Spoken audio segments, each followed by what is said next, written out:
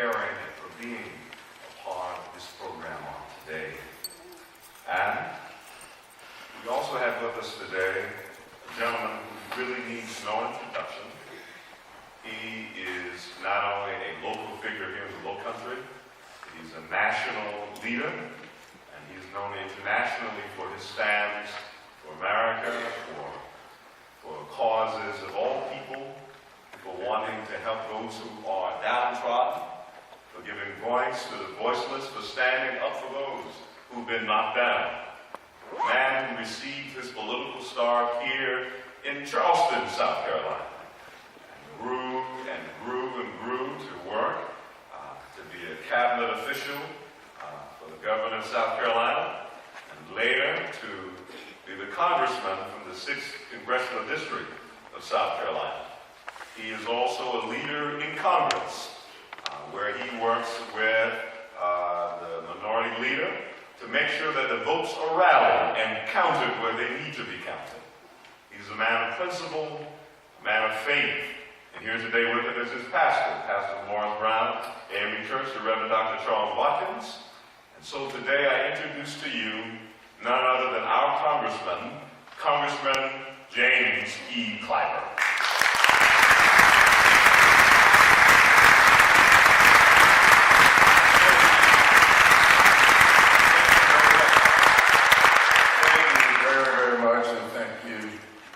To my longtime friend. Up in Congress, you all look in on C-SPAN and see us referring to each other as my good friend, but most times we don't mean it. Well, I call Reverend Dr. Senator Pinckney my good friend. I really do mean it. Reverend Watson, my pastor, who has not seen me in his pews in quite some time.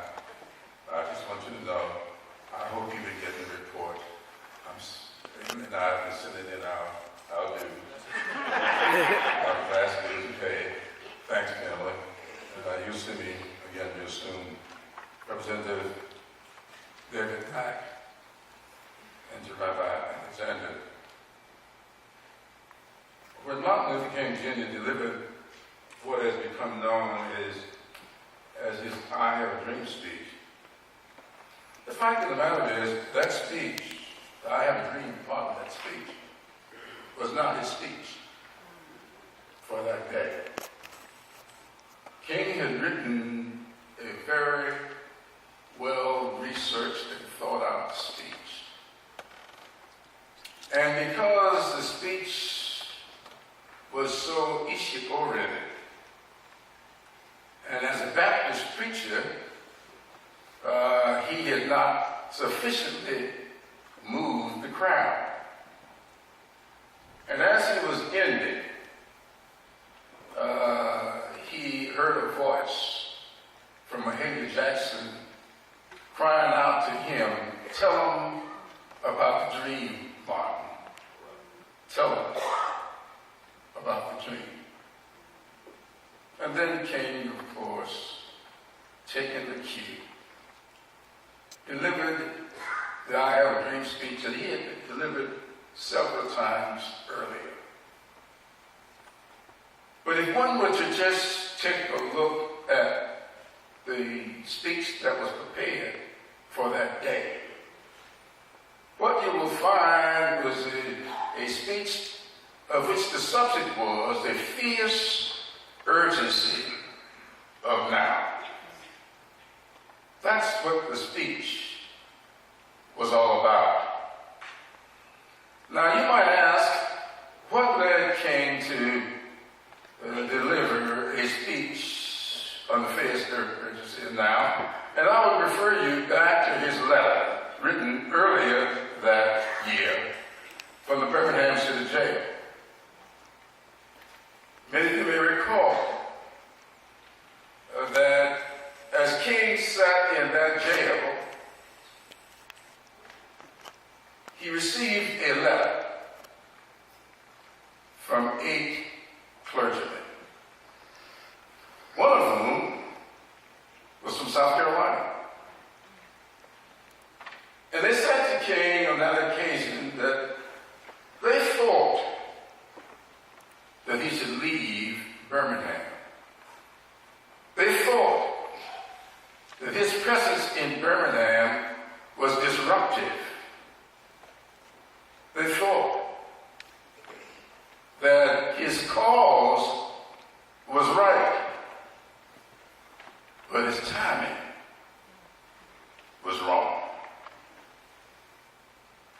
came using the newspapers that he had been allowed to have.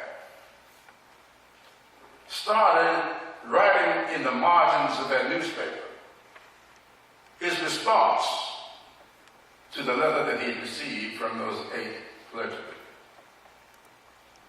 In that response, he said to them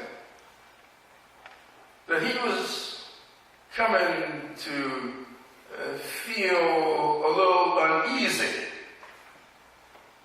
with this notion of weight. This notion that time was not right. And King responded to them saying, time is neutral. Time is never right. And time is never wrong. Time is always what we make it. And they went on to write in that letter that he was coming to the conclusion that the people of ill will in our society make a much better use of time than the people of goodwill.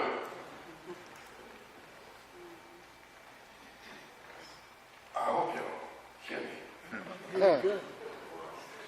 These are King's words. I'm just here today to remind you of it.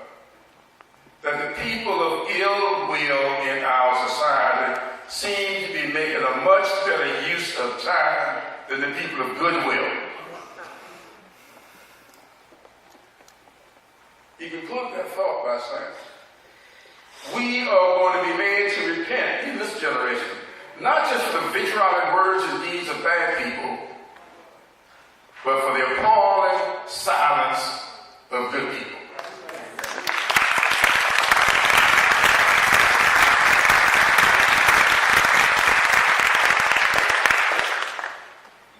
You can hear it. The silence is deafening.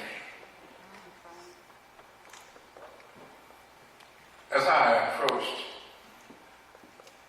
the door to this great historic church that I write so much about, I love writing about the history of this church, the things that occurred in this basement, and those historic figures who found refuge here. I thought about all of them as we drove through the gate today. As I stepped out of my car, the gentleman who sits back there came up to me and he had his t-shirt on, which he gave me one. I'm glad he didn't ask me to buy it. And he's got on this t-shirt the theme that there are developed, and I'll be back tomorrow night at St. Peter's AME Church. Do you believe me now? I said to him, seeing is believing.